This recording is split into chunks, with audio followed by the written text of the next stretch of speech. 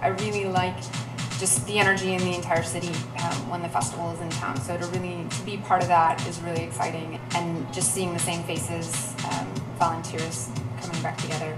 I see them at different venues, or we'll meet up at Midnight Madness screenings at the end of our day and see a film together there. On average, the past 2 years at least, I've probably seen 10 to 15 films during the festival, so I don't get a lot of sleep.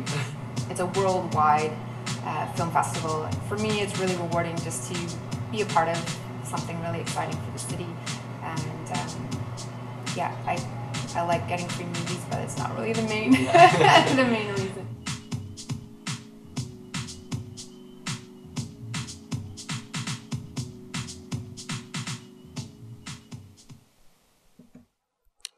Hello, everybody. That was the first of our TIFF volunteer stories featuring Heidi Zars, and we look forward to sharing more of these stories with you on the TIFF YouTube channel in the coming months. My name is Colin Druin, and I'm the Manager of Volunteer and Intern Resources for TIFF. I'd like to thank you all for coming this evening to join TIFF and Volunteer Toronto in recognizing International Volunteer Day.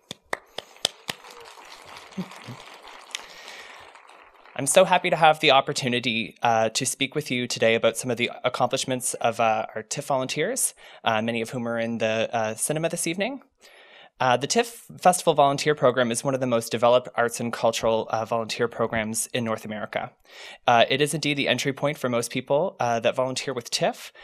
Presenting the world's largest public film festival every September is no small feat for the staff and board, and there's really no way that as an organization TIFF would be able to offer all of the programming and initiatives that it does without engaging thousands of volunteers.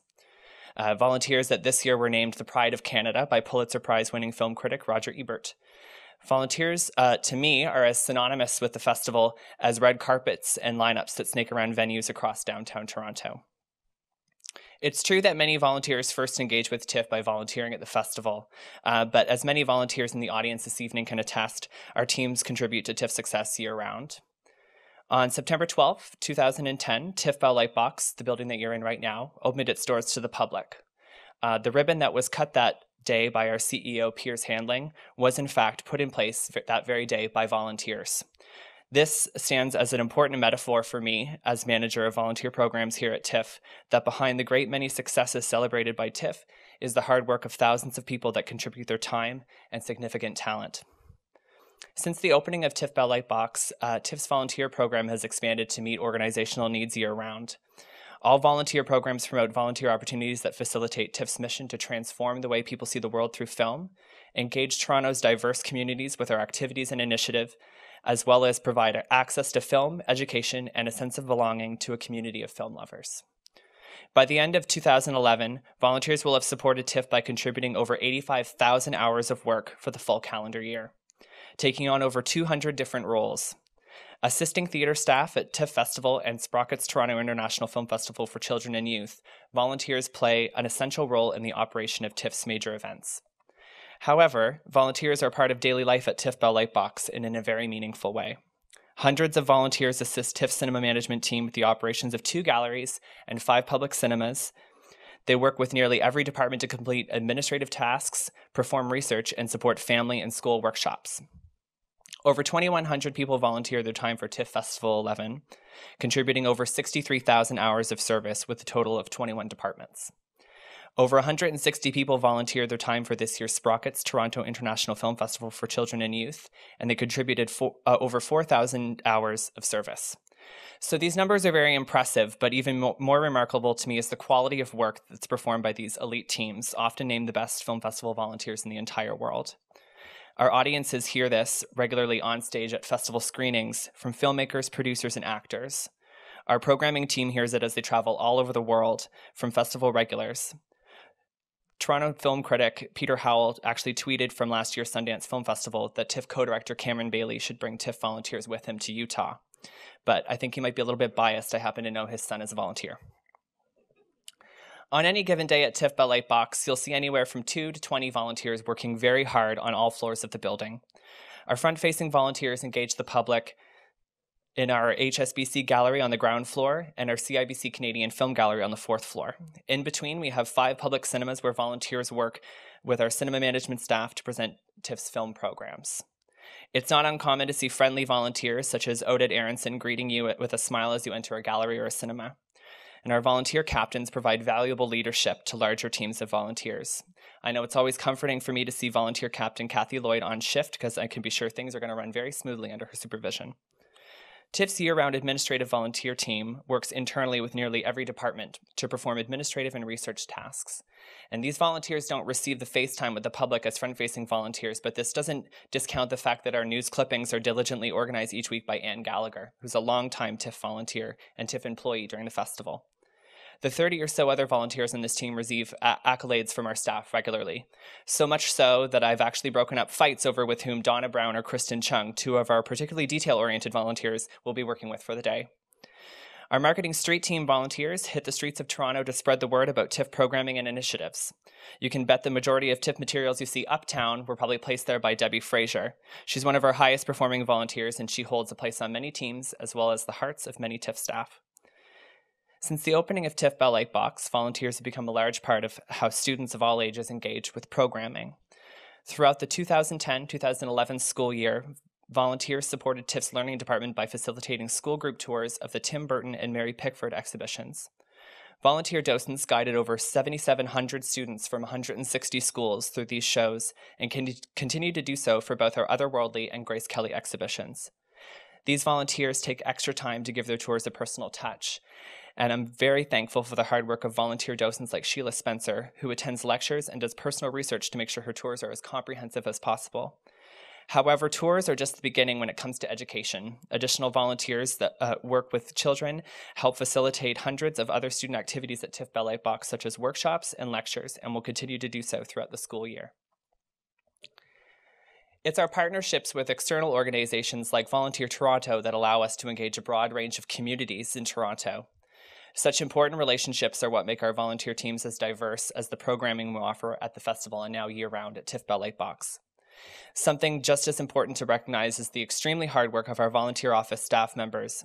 Building on previous initiatives that targeted outreach efforts to particular neighborhoods and post-secondary campuses, the department has shifted focus to building lasting relationships with representatives from Toronto's great many cultural communities. This and many other innovations were spearheaded over the past year by Justin Ingraldi, Senior Coordinator of Volunteer and Intern Resources for TIF. He oversees projects for TIF Festival, TIF Kids, formerly Sprockets, and TIF Bell Lightbox. Justin's knowledge of the organization and its many initiatives perhaps comes from his experience as a TIF volunteer. It's how he first got involved with TIF, and it's one of the things that makes him such a valuable asset as a staff member, along with his unending compassion and astounding ability to motivate and inspire others. Although her volunteer experience at the festival led her as a cinema studies student to intern at a film distribution company, eventually Katie Fahimi Mansari came back to TIF as a seasonal staff member in the volunteer office. After 2 seasons with us working on the TIF Festival, she is now working full-time as the department's coordinator. Both very hardworking and valuable members of our year-round team at TIF, Katie and Justin are just 2 of the dozens of full-time staff members that were once TIF volunteers. I have the pleasure of working with 2 motivated and dynamic individuals in my department and all over the organization, one that expands each summer as we ramp up for the festival in September.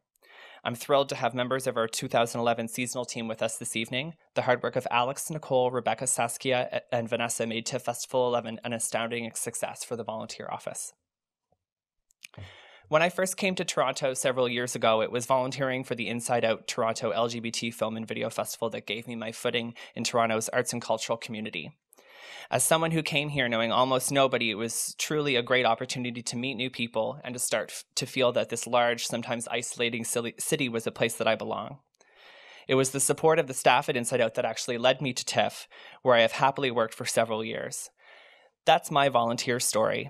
I work at TIF because I believe in the transformative power of film, but I'm extremely proud to work here because of the dedicated team of people that volunteer their time, skill, and passion to help drive the organization's mission forward. When someone asks me why people volunteer at TIF, I'm never quite sure what to say. TIF engages thousands of volunteers every year. Each of them have their own reasons for getting involved and each have their own stories. So I'm so pleased to be here on International Volunteer Day with all of you to listen to some other stories. I certainly hope it inspires some TIF volunteers to share theirs with the rest of us. We're going to take a brief pause now because some of our guests from the reception upstairs are going to join us. But if anybody has any questions, I'd be happy to answer them in the meantime.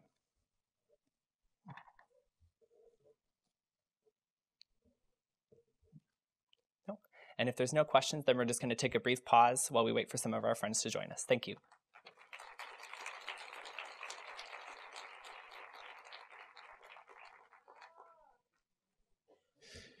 Ladies and gentlemen, would you please rise for the arrival of His Excellency, the Right Honourable David Johnston, Governor-General of Canada. Mesdames et Messieurs, veuillez-vous lever, s'il vous plaît, pour l'arrivée de Son Excellence, le très honorable David Johnston, Gouverneur Général du Canada.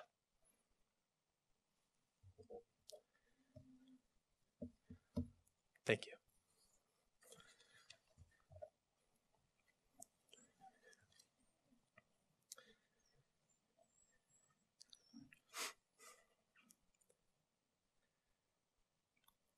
Good evening, Your Excellency, ladies and gentlemen.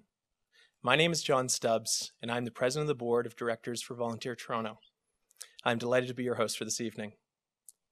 Tonight, we come together not only to celebrate International Volunteer Day and the end of the United Nations International Year of the Volunteer +10, but also to shine a light on the individual volunteers that give this day meaning. It is an opportunity to celebrate the positive impact volunteers have on our community. Volunteer Toronto, in partnership for the Centre for Digital Storytelling and funded by Trillium Foundation, has undertaken an exciting initiative to publish the stories of individual volunteers. These stories, as you will have an opportunity to experience this evening, are compelling narratives showcasing unique lives. I promise that you will leave here tonight with new perspective, empowered to envision a wonderful future for our community. We need not look any further for inspiration than the powerful words of United Way's mantra, build up the person, build up the community. It is with that in mind that each of us at Volunteer Toronto, board and staff alike, endeavor to promote and create meaningful opportunities for volunteerism in Toronto. It is not just the value of the time given in monetary terms, but the experience the volunteer gains and the ripple effect of their gifts to our community. This evening, Shared Time, is a celebration of volunteers. We are deeply grateful for the partnership and support of the Toronto International Film Festival. At this time, I would like to welcome Michelle Mehu, Chief Operating Officer of TIFF. Michelle?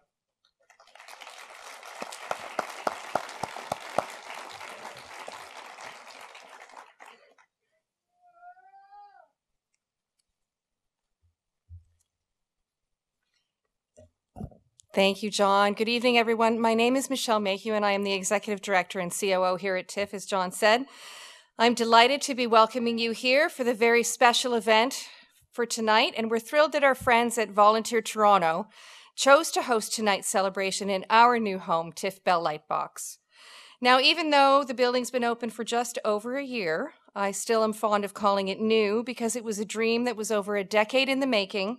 And as most of you know, while we are best known for that certain event we hold each and every September, TIFF Bell Lightbox gives us the opportunity to showcase all that TIFF has to offer 365 days a year.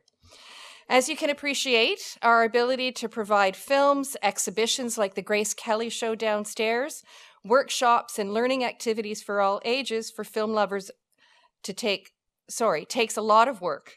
And while we are exceptionally proud of the 150 full-time and 650 part-time and seasonal staff that help us each and every day bring TIFF programming and offerings to thousands of visitors, it's the nearly 2,500 strong volunteer base that serves as the heart and soul of who we are at TIFF. By the end of 2011, we estimate that our team of friendly, dedicated, knowledgeable, and passionate volunteers will have donated more than 85,000 hours of work at more than 4,000 events. They have served as the true ambassadors for this organization for 36 years, and we couldn't be more proud of their accomplishments, efforts, and commitment to our mission to transform the way people see the world through film.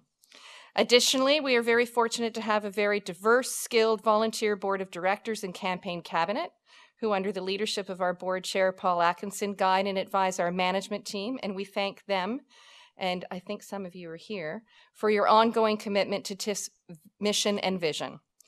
When Volunteer Toronto approached us to potentially partner on this exciting and important event, we felt that it was a perfect match. Volunteer Toronto has been a great resource and friend to TIFF for a number of years, and we are delighted to be playing a part in tonight's celebration, marking the end of the UN International Year of Volunteers +10 and International Volunteer Day. In addition to our friends from Volunteer Toronto, we are absolutely thrilled to welcome His Excellency, the Right Honourable David Johnston, for the first time to our home. We hope you come back often. I'd like to thank you all for joining us here this evening. Thank you especially to all of our volunteers who are here this evening. We couldn't do what we do without you day after day. I know we're in for a wonderful program, and please be sure to come back and visit us here at TIFF Bell Lightbox. Thank you and enjoy the evening.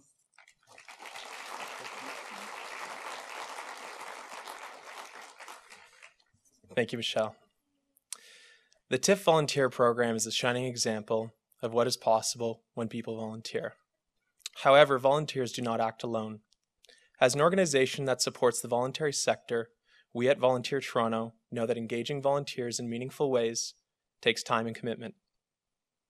That commitment is apparent not only in the number of volunteers TIFF engages every year, but in all the smiling faces I wish I could see right now as the light is in my eyes, but I was going to say all the smiling faces I can see. So I'll assume that they're smiling because they were around the wine. Building further on the contribution of volunteers, I would like to introduce a lifelong volunteer, community supporter, and the Executive Director of Volunteer Toronto, Deborah Gardner.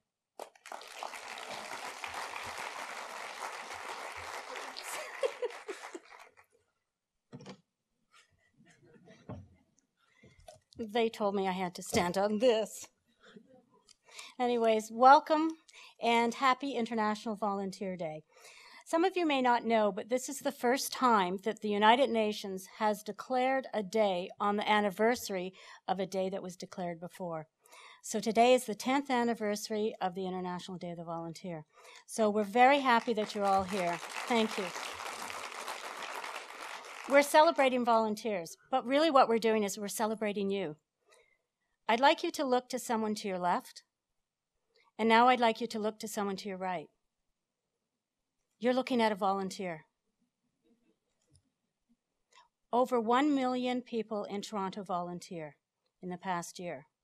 They've been in hospital hallways, on sports fields, in the classroom, on a march, and by the bedside of a palliative patient.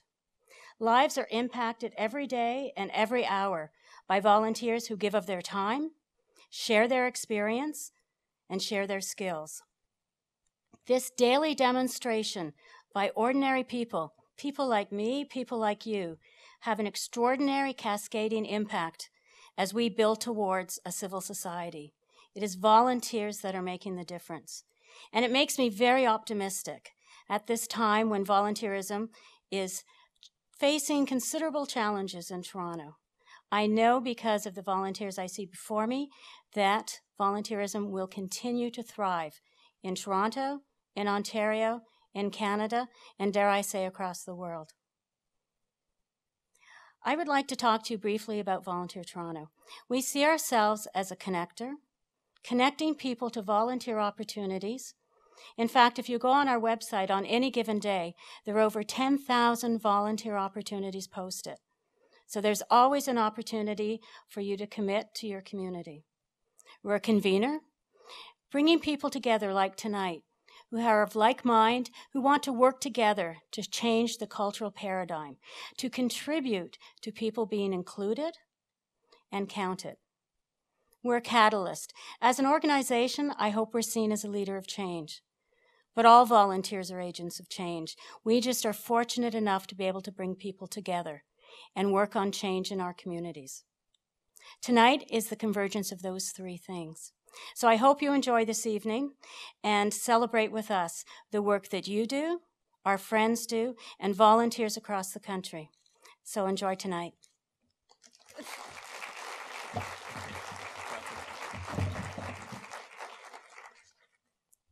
Thank you, Deborah. It is with great pleasure and my honor to welcome His Excellency, the Right Honourable David Johnston. He has been a strong national voice in support of volunteering as an integral part of a civil society. Throughout his life, the Governor General has demonstrated his commitment to giving back and has been an exemplary role model for our national community. I would now like to invite His Excellency, the Right Honourable David Johnston, to say a few words.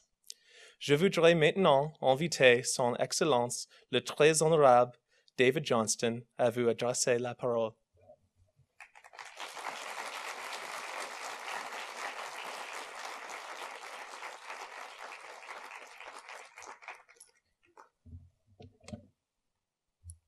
Thanks, John. Well, thank you, John. Distinguished guests, volunteers and supporters, c'est vraiment un plaisir pour moi d'être parmi vous ce soir pour ce journée internationale de bienfaisance. We come to this impressive venue on International Volunteer Day, and the venue itself is a wonderful reflection of the power of volunteerism. This great place would not have been built without the power of volunteers. I've often remarked on the generosity of Canadians and the strength of this country's volunteer sector, and the Toronto International Film Festival is simply a great example of the kind of dynamic, progressive change we can make in our communities when we come together for the common good. This festival, one of the most important of its kind in the world, has put Toronto on the international cultural calendar, bringing great benefits to the city and, of course, to Canada. Perhaps less widely known, but of critical significance, is the role volunteers play in the success of this event. Let me give you some figures. Last year, more than 2,000 volunteers gave more than 54,000 hours to the festival's many initiatives, and organizations such as Volunteer Toronto are the instruments that connect the people of the city with event organizers. As a result, thousands of Torontonians are benefiting from profound and formative volunteer experiences. The spirit of volunteerism that you have helped ignite in this city has supported and enabled many successful events. I can sense this energy in the room tonight. And I know that volunteers have played a key role in transforming this community for the better. This used to be known as Toronto the Good. It still is the Toronto Good, the good insofar as volunteers are concerned. Reminds me of the Vancouver 2010 Olympic triumph, where athletic excellence was buttressed, indeed propelled by volunteer excellence, and that Vancouver Games, in fact, became the Canadian Games, in part because of the carrying of the torch from one community to the other right across this country. Let me go even further and suggest to you that the volunteer work being done in and of itself is in fact transforming this community and our country, one person at a time, through this wonderful reciprocity of giving. To explain this reciprocity of giving, let me quote Jean Vanier, who has done so much to raise our consciousness of the nature of caring, and it's important to our society. On my bedside table, reading at the moment, is a recent biography of Georges and Pauline Vanier, Georges Vanier was the Governor General of this country about 50 years ago, and their son, Jean Vanier, grew up in a very caring volunteer home and went on to do important work with the L'Arche community in Paris for disabled adults. Jean Vanier once said, "Society is made up of individuals, and as we open up to others and allow ourselves to be concerned with their condition, then the society in which we live must also change and become more open. We will begin to work together for the common good." What I find striking about this idea is the emphasis it places on each of us as individuals. We must open up ourselves to others and allow ourselves to care before we can hope for positive change in our communities. This emphasis on each one of us points to an important aspect of the reciprocity of giving, namely that giving changes us. Implicit in the idea of volunteerism as we know it is the notion that of giving our time and energy to another person or charity, and certainly this giving to is at the core of volunteering. But in the act of giving, fundamental needs of the giver can also be nourished, and the giver also becomes the recipient. One of our most basic human needs is to be connected to others, to be part of something larger than oneself. And the act of giving often has the reciprocal effect of connecting the giver to a cause, a community, a movement, and thereby nourishing that basic need. I'm of an age where I now read to my grandchildren. We have 5 daughters and 8 grandchildren. My grandchildren call me Grandpa Book because I always bring a book and read to them. And so I'm now having the wonderful delight of kind of recycling myself. I've read the Narnia stories 5 times, and now I'm on second round reading them 8 times, and they become more alive and more wonderful with each reading. One of our favorites are E.B. White's books, Charlotte's Web. You remember that wonderful book about some pig, and Stuart Little, the little mouse. Well, White, who was also a great editor of The New Yorker, spoke about seeing things whole. And that's what I mean when we talk about one giving to another, that connecting to the other, and ourselves becoming more whole in that connection. I was writing to my brother earlier today. He's a retired high school principal who's doing his post-retirement work as a headmaster of a school in the Caribbean. And he was speaking, writing to me about the Thanksgiving that they celebrated there and how the giving of thanks develops a sense of oneself that is fuller than the very narrow self. It's the same thing with volunteering, to extend oneself to the other by, in a sense, suppressing oneself makes the self whole. That connection makes it whole. There's a great hunger in the world today. It's a thirst for community and for solving problems and a tremendous capacity to do so. Canadians have never been more highly educated, never more well-equipped, and never more ready to make a difference. I've observed this in many travels across Canada during the past year and on international visits such as those I recently made to Southeast Asia last week. There are countless examples of Canadians who are volunteering their time and their talents to worthy causes. Here in Toronto, right in this downtown area, volunteers with Pathways to Education in Regent Park have made a real difference in the lives of young people and their families through education. The results are quite spectacular about Pathways coming out of Regent Park. In 5 years, the high school graduation rates have risen from the low 20s to the high 80s. That, my grandchildren would say, that's awesome. Indeed, it is awesome, that kind of leap in a relatively short period of time. In fact, in Ontario, our average high school graduation rate has gone from 68 to 81% over the past 6 years. In itself, a staggering accomplishment, that kind of gradation increase in 6 years.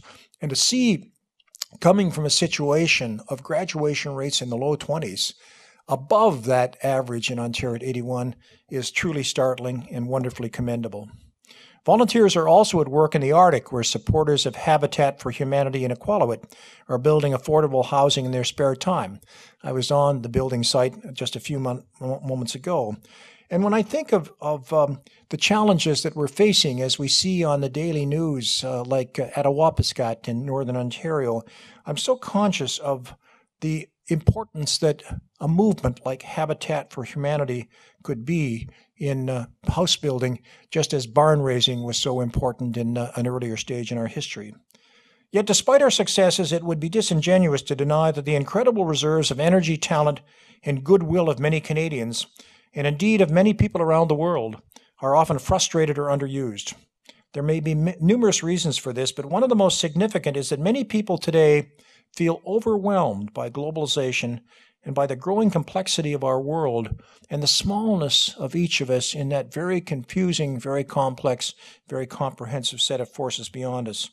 A new United Nations report speaks to this very matter. As we know, today is the celebration of International Volunteer Day, but it also marks a significant moment in the global volunteerism movement. In commemoration of the 10th anniversary of the International Year of Volunteers, the United Nations is today releasing the first ever State of the World's Volunteerism report, which makes the case for volunteerism as essential to the sustainable and equitable progress of communities and nations worldwide. One of the key insights of this report relates to the concept of human development, which at its core is about expanding the choices available to people so that they may lead lives that they value. But as the authors of the report point out, globalization is rapidly transforming cultural and social norms, bringing benefits to some, but exclusion and marginalization to others. Many people feel loss of control over their lives. This statement reminds me of the findings of another recent report This one by the Vancouver Foundation, a nonprofit which directs crucial funding to charities and causes across British Columbia. In fact, the Vancouver Foundation is responsible for an endowment of $3.1 billion. In a survey intended to gauge the most pressing social issues in British Columbia today, members of the foundation were surprised to learn, and guess what it is? They were surprised to learn that the sense of isolation people felt living in central Vancouver was identified as the number one concern. Not homelessness, not poverty, not the cost of living, not health care, but isolation, the sense of being disconnected from one's neighbors and fellow citizens, to be lonely. And surely Vancouver is not the only city where this sense of isolation, this loneliness exists. Taken together, I think these findings point us toward a significant challenge and an equally important opportunity. As the new UN report points out, volunteerism is one way for people to engage in the life of their communities and societies. In doing so, they acquire a sense of belonging and inclusion, and they are able to influence the direction of their lives. This is where the capacity and desire to do good meets the basic human need for empowerment, and where the reciprocal nature of giving reveals itself.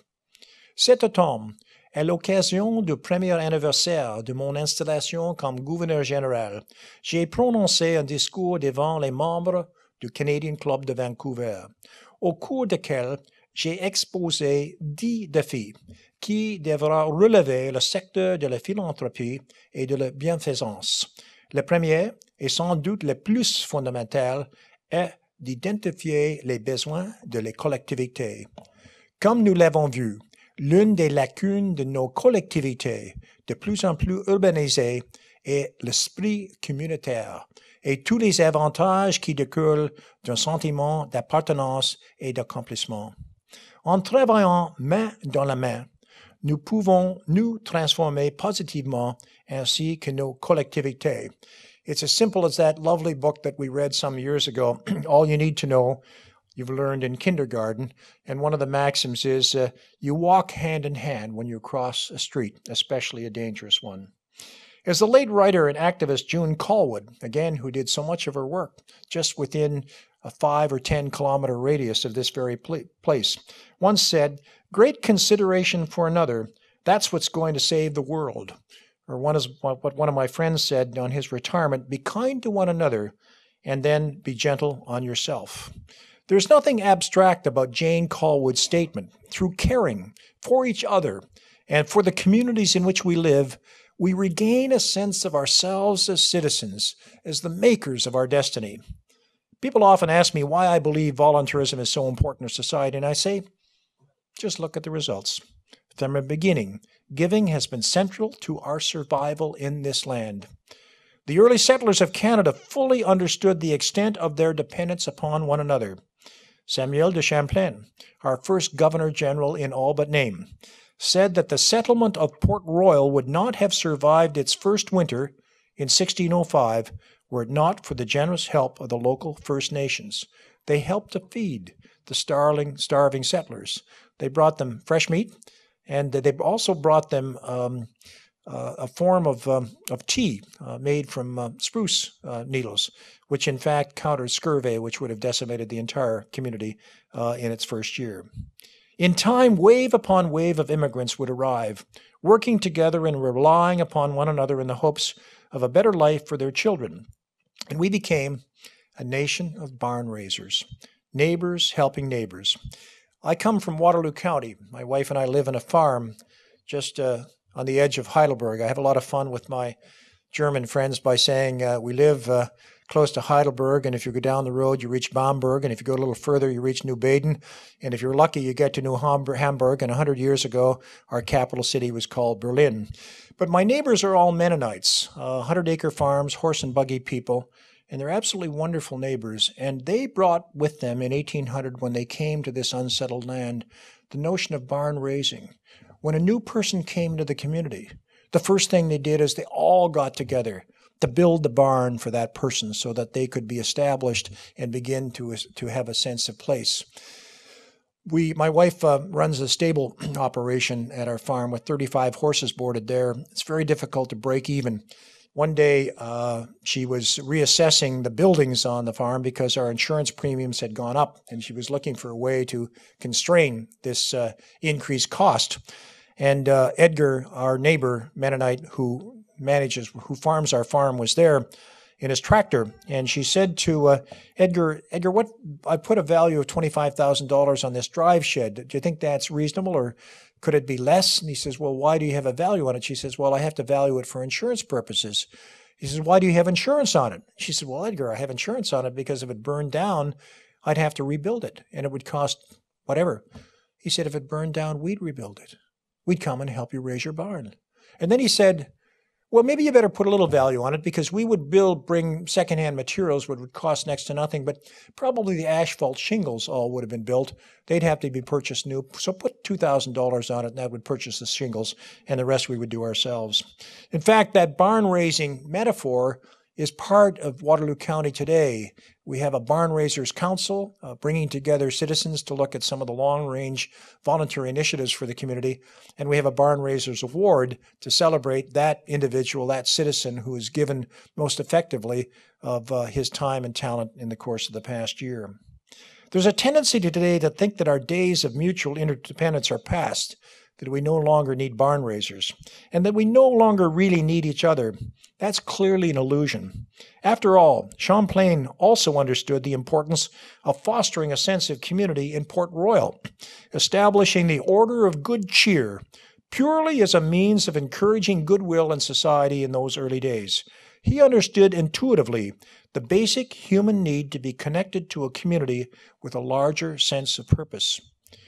Nos conditions de vie actuelles ont évidemment changé en 400 ans, mais je crois que nous avons toujours autant besoin les uns des autres. I've been so fortunate throughout my own life to have been touched time and time again by acts of caring and generosity that have allowed me to grow and develop as an individual, and I see it in my children and my grandchildren. And I'm equally aware that I and my family have a duty to give back, to answer the call to service by endeavoring to help others. Well, let me end these remarks by saying, if you remember nothing else of what I say this evening, please remember these 6 words. Thank you for what you do. And if you have room for a little more, add 2 more every day. Thank you for what you do every day, because this spirit of volunteerism and caring not only lifts our own community, but establishes a culture of caring right across the country. My installation address was entitled A Smart and Caring Nation, A Call to Service, and it had 3 pillars: the family and children, learning and innovation, and philanthropy and volunteerism. I want to thank the many volunteers who've given so much of their time, talent, and energy to this great community, Toronto, and I want to thank the supporters and organizers of Volunteer Toronto for all your efforts day in, day out. By promoting volunteerism and connecting people with the opportunity to give of themselves, you're acting as a catalyst for an even greater change in our society. The change is needed, and it is possible. Let me leave you with my 2 favorite lines from George Bernard Shaw. This little couplet goes this way: some people see things as they are and wonder why. We dream of things that ought to be and ask, why not? Merci.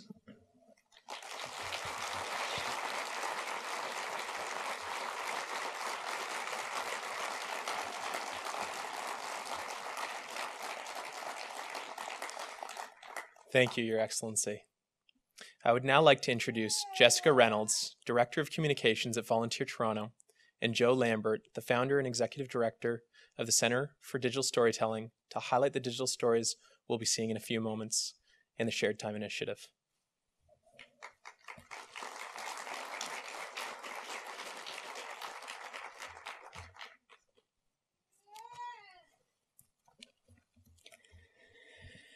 Good evening, my name is Jessica Reynolds. It is such a pleasure to be here tonight. The stories being presented as a part of the Shared Time Initiative mark a turning point in the way we show and grow our social impact and civic engagement, as individual organizations and together as sectors working towards a common goal. The nonprofit and voluntary sectors are awash with reports, statistics, and data sets. We know, according to the Survey on Giving, that approximately 11.8 million Canadians gave their time in 2007. What is not on any survey or record is the experiences of those volunteers, what they gave beyond time, and what they received in return. We have words and numbers to quantify, but we have had no narrative to voice what lies at the very heart of volunteering: human connection. Shared time is a chance for us to change the communications paradigm, from the top-down broadcast model of yesterday to the reciprocal model of tomorrow, by engaging our greatest allies, volunteers and their beneficiaries, as ambassadors in the effort to create a better world. We'll do this by hearing their voice and sharing in their stories. And how we'll do this, well, I'll refer to Joe Lambert, the expert in this area, the executive director for the Center for Digital Storytelling.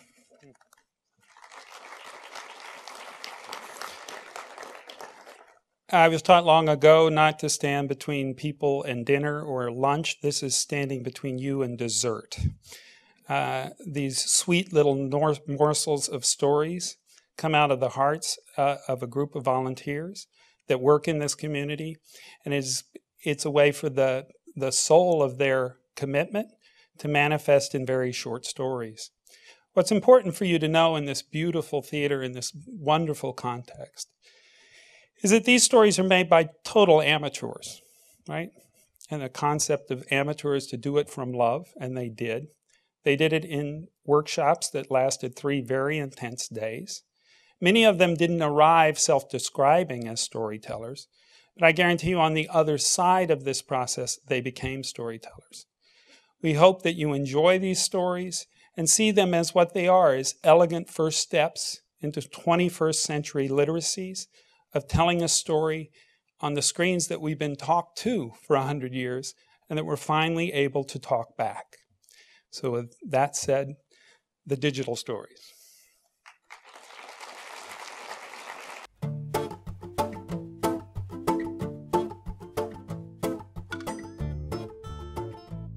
I've always wanted to have a cat, a little animal to come home to at the end of a long day. Another heartbeat in the house. But I'm not ready for the 15-year commitment.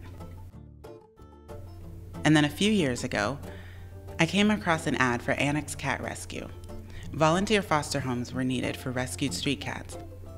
Now this sounded exactly like what I wanted, the opportunity to live with cats on a short-term basis.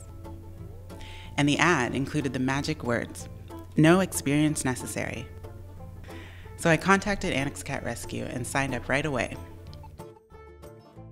Over the years, I've cared for several different cats. Baxter was my first foster cat, and he is a sweetheart. He would greet me at the door when I arrived home from work every day and would take every opportunity to sit near to receive love. And if I was away for a couple days, he would be all over me, following me from room to room in my tiny apartment. Shasta was another of my foster cats. She's timid and shy, but during the evening, she would come to me to get her face rubbed. When she really got into it, her purr would sound like a car motor, and she would start drooling. It created a bit of a mess, but it was pretty adorable. I know you're not supposed to have favorites, but Max was mine. He's endlessly curious and would always find new things to do and explore. He was the first of my cats to lounge on the heating pipes, and he would often sit there and stare at me while I worked nearby. After living with me for months, imagine my shock when I arrived home one night and Max had discovered the toilet paper. It was all over the place. And I'll never forget the time when I went into the washroom and found him curled up in the sink, completely content. He looked at me as if to say, "Look what I found." Max is one of those cats who would give love nips. That's when a cat gets really excited or happy and he puts his teeth on you. It's completely harmless and doesn't break skin, but it sometimes scares people who aren't anticipating it. One day, some potential adopters came to visit Max. They were excited to meet him and the feeling was mutual, but before I had time to mention his little habit, he nipped at them, and they placed out their hands for him to do it again. It was a perfect match. They took him home the next day. 2 weeks later, Shasta came to live with me, and now, after 5 months, she's on her way to a new home.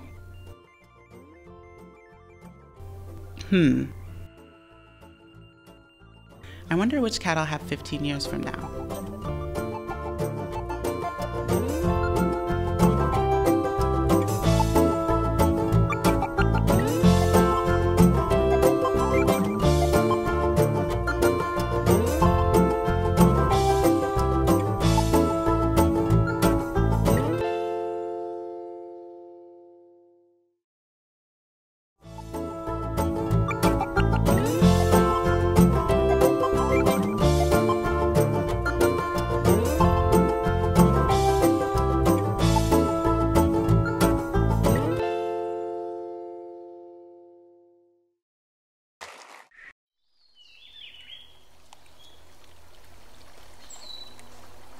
I used to think taking care of the environment sounded like such a burden, like a waste of time, and tree huggers seemed like losers.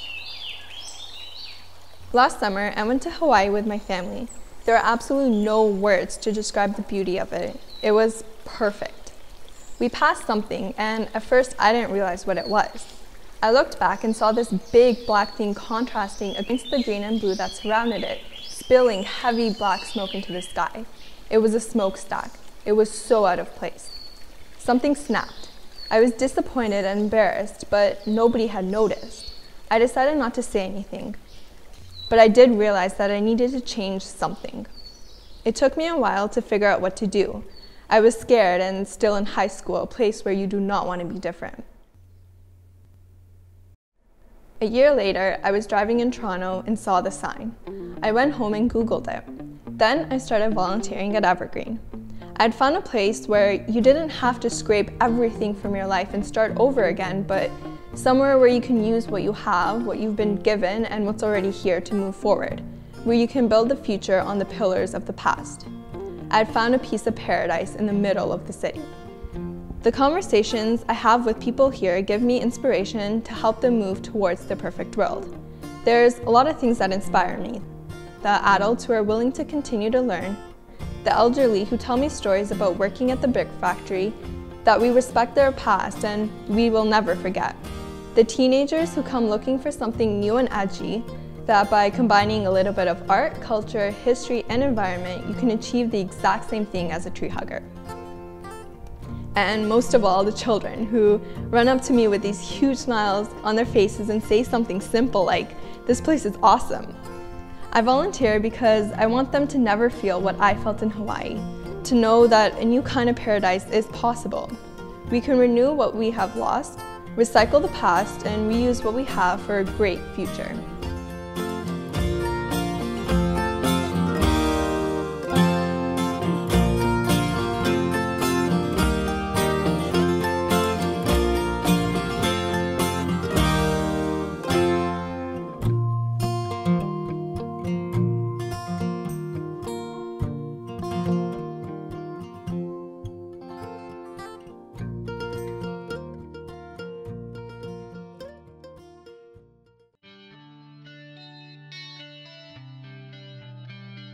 They told me that after school, finding a job would be easy. 85% of those in my program had a job 6 months after graduating. They never said what field that job was in. When I began my job hunt, I quickly became lost in the masses of other applicants. Invisible and undeserving. In school, I studied public relations and media communications. I wrote press releases and boilerplates and learned the specifics of media relations and special events. When graduation came around, it seemed like all I had were opportunities. But after a year, I was still looking for a job in my field. All of my skills from school were slowly going to waste. I decided to look for a volunteer opportunity. It wouldn't be paid, but it would give me the experience that I desperately needed. I sat down at the same computer where I had sent out numerous resumes and started my search. There were a lot of events that I could have volunteered for. One of the many runs or walks for an incredibly deserving cause. But I wanted to do more than just show up the day of and hand out a t-shirt. That I know how to do. Then I found the Kanda Mathari Education Trust. They give children from the Mathari slum in Kenya the opportunity to attend high school through scholarships. And we're looking for a PR media relations person for an upcoming event. I sent in my resume and got a response within a day. I'm building on my existing skills of writing and media relations, and I'm working on projects in social media, Twitter and Facebook. I've never met any of our scholars, but as I take on more responsibility and my involvement becomes more defined, I can relate to their desire to learn, their drive to succeed, and their ability to fully commit themselves, because who they are and what they've been given is special. Sometimes all we need is an opportunity.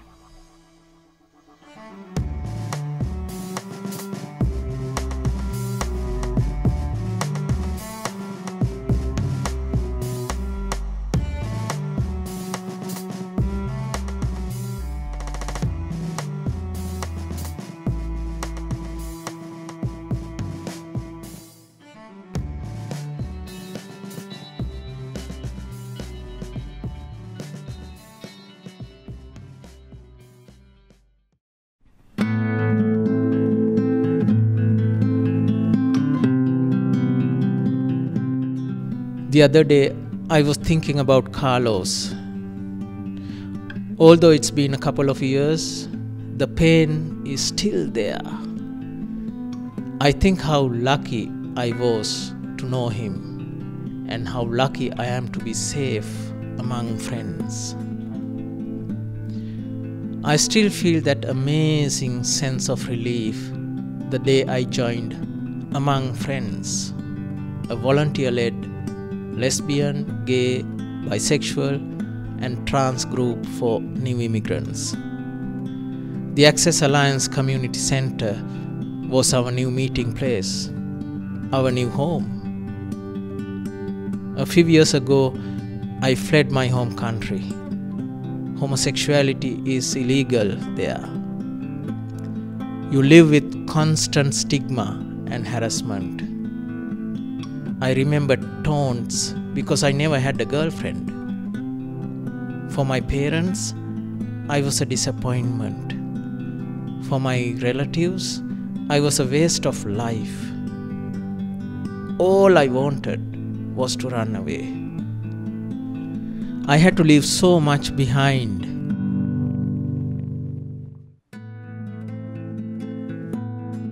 Coming to Canada, it felt like being born again. But I did not want to mix with people of my own community in Toronto, as I feared they would notice me. I felt stranded in an unknown world. At the Among Friends gatherings, we shared our stories. There was a sense of relief. We had all been confronted with different sets of challenges.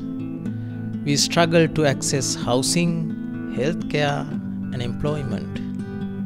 Social isolation, racism, homophobia, and transphobia were common experiences. The workshops we led with the immigrant serving agencies were immensely empowering for me.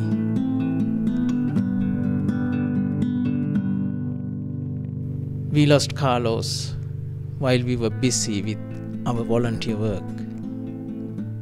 He was deported. We could not do anything to retain him. I could only hope that he would be safe. One cold winter evening, we bade each other farewell. The barriers of sexuality, documentation, of class, race, made me think of the poem by Sri Lankan poet Mahagama Sekara.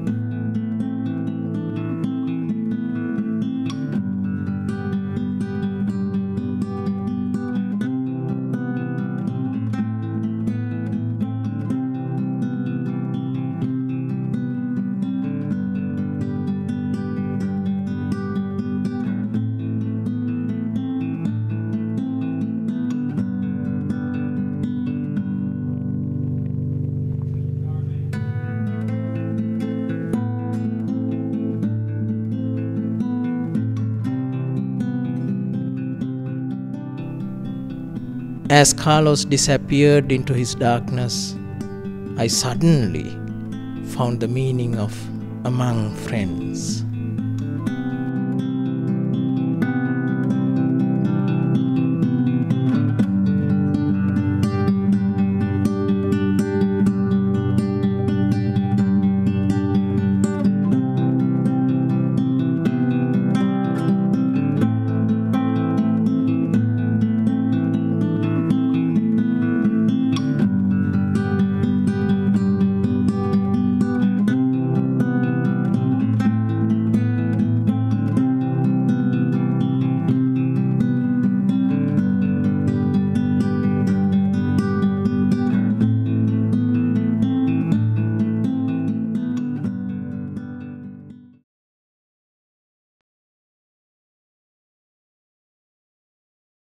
My health was trapped in this tiny box the day I was diagnosed with ovarian cancer. October 30th, 2007 was just another normal day when I walk into the doctor's office. When I walk out, it seemed like the sun stopped shining. The word is so simple yet complicated. It's so familiar. We hear it almost every day. Yet so distant, I never thought it would happen to me. Am I going to die? I talked to my best friend for a few hours, hoping it would calm my distress, but nothing she said seemed to ease my fears. So I started searching the internet. I got a lot of information from the Ovarian Cancer Canada website. Most of what interested me was the survivor stories. They are so comforting to read. Even though I was terrified, I didn't have much time to be scared. I went through surgery, radiation, and chemotherapy. Chemo was a horrifying experience. Nausea, vomiting, hair loss, numbness. It's like being trapped in the bottom of a deep cave, lonely, helpless. It was the warmth and caring of the volunteers and staff at the cancer center that got me through the long, dark days.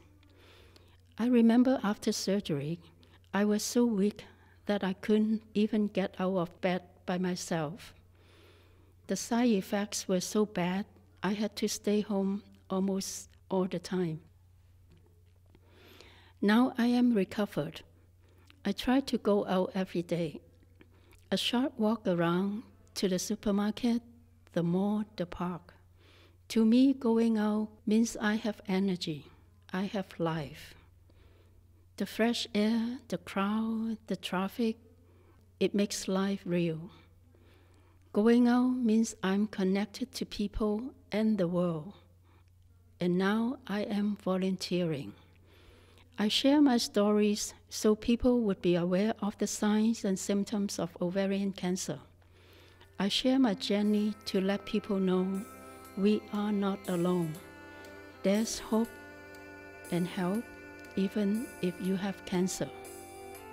With the unconditional support of families and friends, and thanks to the loving care of the medical team and volunteers in the hospital and cancer center, I am now a survivor.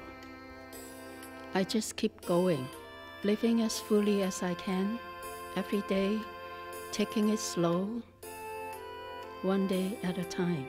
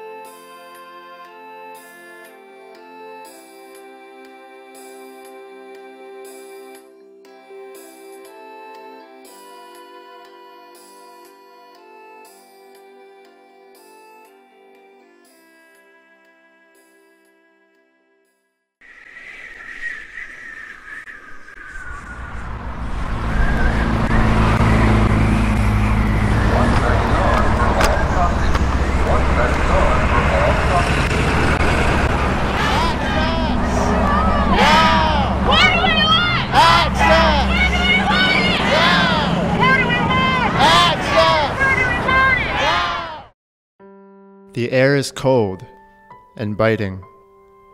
With the wind chill, it feels like -30. It's the kind of cold that there is little defending against. It simply rips through your clothing like a knife through paper. I'm lying on the road, in the middle of one of the busiest intersections in downtown Toronto, and it too is cold and hard. I check the traffic lights, 20, 19, 18. Being on the ground, with cars on all sides, is mildly unnerving. Even while under the protective eye of the Toronto police, who stand off to the side, watching. The stream of pedestrians stepping over and around my body does nothing to comfort me. Check the lights again. 12, 11, 10. Despite the cold, I must work my camera, which means my hands must be exposed, which means my hands have lost all feeling from the wind, and keeping them steady is near impossible. My lack of sleep over the last 3 days is not helping any aspect of this situation. 3, 2, 1. I get up and run back to the corner. If you're thinking that scenario sounds anything less than pleasant, you'd be entirely right. But if you're thinking that it sounds like anything less than the most meaningful action I've ever taken part in, you'd be wrong. Looking back at my first and second years of university, times marked by intense feelings of dissatisfaction, by a lack of purpose, and by a desire to walk away from it all, and comparing them to my feelings while lying at Yonge and Dundas, it may be hard to fathom how the jump between the two came about. The easy answer is my work with Oxfam, for it was through that work that meaningless essays were replaced by fundraising events, that unfulfilling lectures were replaced by rich and deep outreach conversations, with educational opportunities, with political advocacy, and with an ever-expanding Ox family.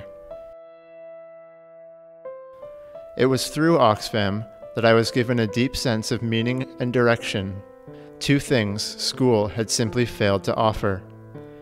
As incredible as those experiences have been, however, meaning and direction will only get you so far in -30-degree weather. No, what was needed to end up on the ground that day was outrage. What do we want? Action! When do we want it? Now! Who do we want? Action! Who do we want it? Now! Outrage at seeing, in video form, how effective AIDS medication was, at learning that Canada had the opportunity, through Bill C-393, to provide generic versions of these drugs, at low cost, to those in need around the world. Outrage at learning this opportunity was not being taken. Outrage at a failure to act. Outrage at a failure to save lives. Yes, it was outrage that made me lie down in the cold. And it is outrage that will keep me doing so until changes are made.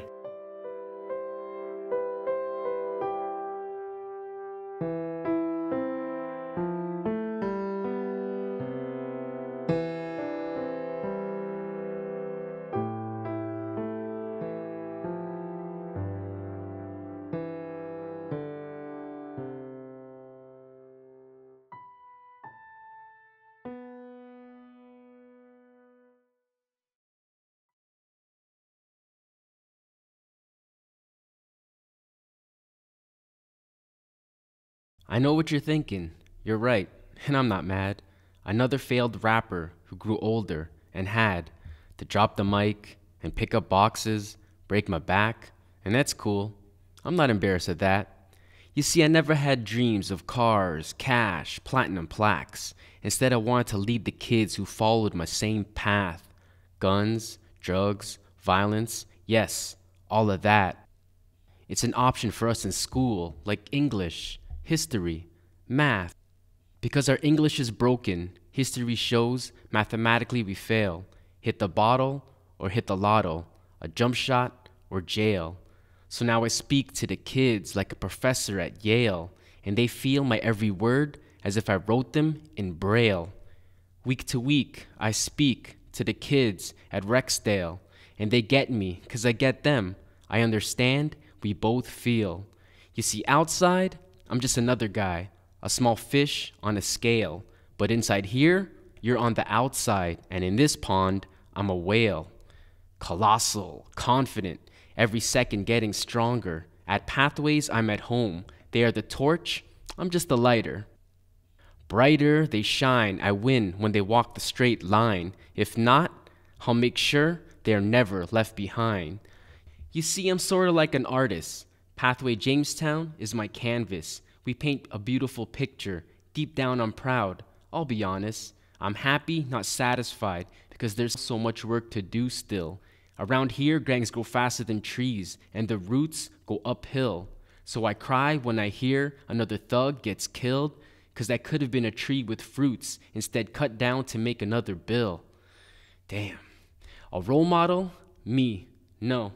Labels don't concern me. Instead, I try to get them to a point of a fruitful journey. I remember walking in, first day, every kid trying to learn me.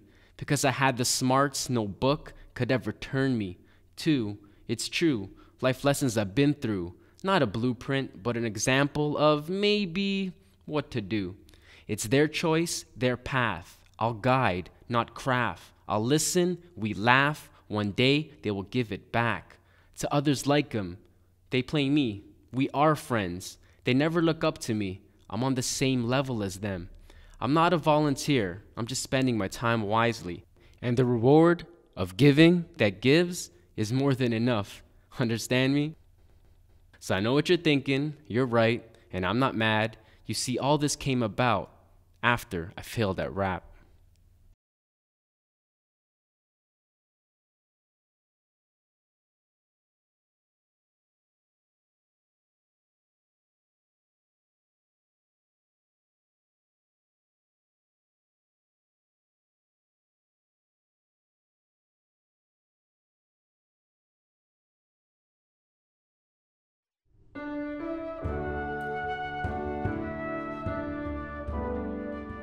I could tell that Jacob was struggling.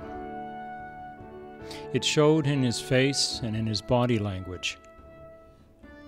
He had started our weekly conversation in English, carefully searching for the words, telling me about his parents and his youth. Suddenly, he spoke in Yiddish, his native language, but one which I don't understand. I could see that he was unaware of the change, so I said, "Wait, Jacob, you're speaking Yiddish. Please try again." But Jacob couldn't. Jacob has aphasia, the result of a stroke. The aphasia had once again hidden away the English he'd learned after immigrating to Canada some 40 years ago.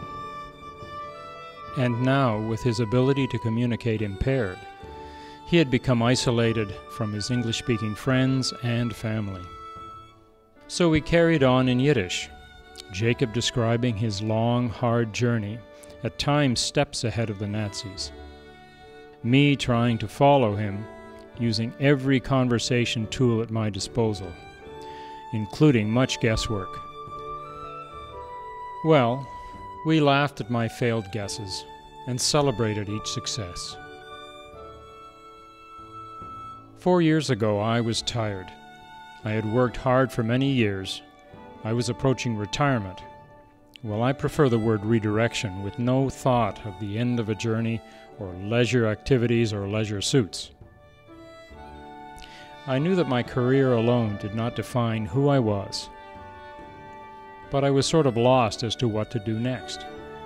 So I started Googling volunteer opportunities. Volunteering had always been an important part of my life, in choirs, church committees, and amateur musical theater. But there were so many opportunities. Which one would be the right fit? Weeks later, nothing still felt quite right.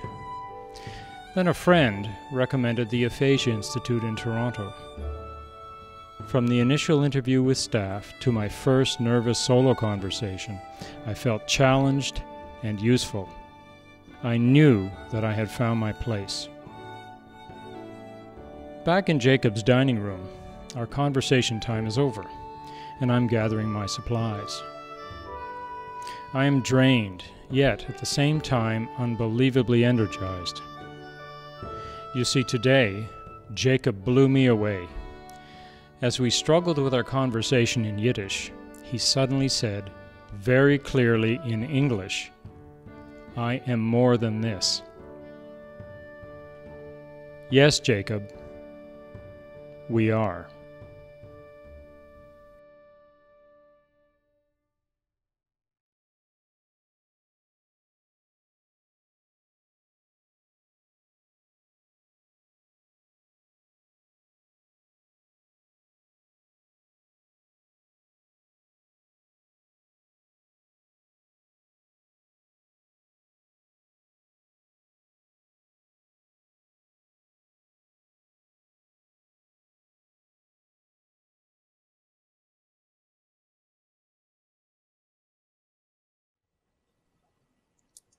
Well, I don't know that there's much to be said after that. You know, we all take different perspectives on the way we see things in life, and that I think is ultimately evidented in the videos that we saw here tonight. So I just wanted to thank you all very much for coming and supporting our initiative. And of course, final remarks here by our Executive Director, Deborah Gardner.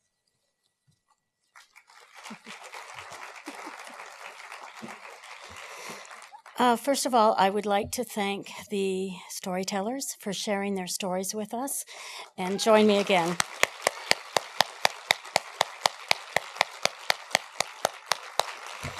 It's through their generosity of spirit that we now know their stories. We will make sure their stories are saved and their stories are shared. Our goal is to be able to have stories all across the city about people who are volunteering. People like you and me who are doing extraordinary things every day simply by being connected with their communities. I would like to take the opportunity, though, to thank people at this gathering. First of all, to thank the Trillium Foundation of Ontario, which has made this project possible for a 3-year grant. And I would also like to thank the people who made this evening possible: TIFF, PricewaterhouseCoopers, and in particular James Temple, who was our advocate around this and a champion of volunteerism in the corporate sector, and Apex. I would be remiss if I didn't thank my very committed board of directors who volunteer numerous hours, not just to Volunteer Toronto, but to other organizations throughout the community. So thank you to my board. And as you know, in any event like this, there's lots done behind the scenes. And our staff at Volunteer Toronto rolled up their sleeves and have done a number of different things that they thought they couldn't do, but were asked to do and came through like champions. So I would like to acknowledge their efforts and their commitment, not just to this evening, but to the idea of volunteerism, to civic engagement, which is a part of their day every day. Thank you. So as we've seen these stories, it makes me think of a quote by Margaret Mead, an anthropologist that many of you are probably familiar with. And she said that a small group of committed individuals can change the world.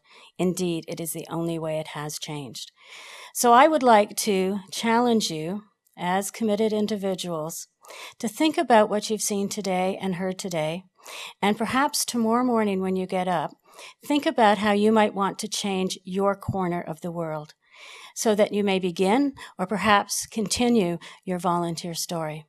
Thank you for sharing International Volunteer Day with us, and have a good evening.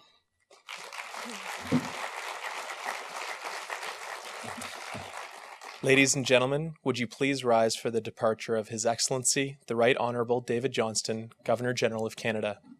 Mesdames et Messieurs, veuillez-vous lever, s'il vous plaît, pour le départ de Son Excellence, le très honorable David Johnston, Gouverneur Général du Canada.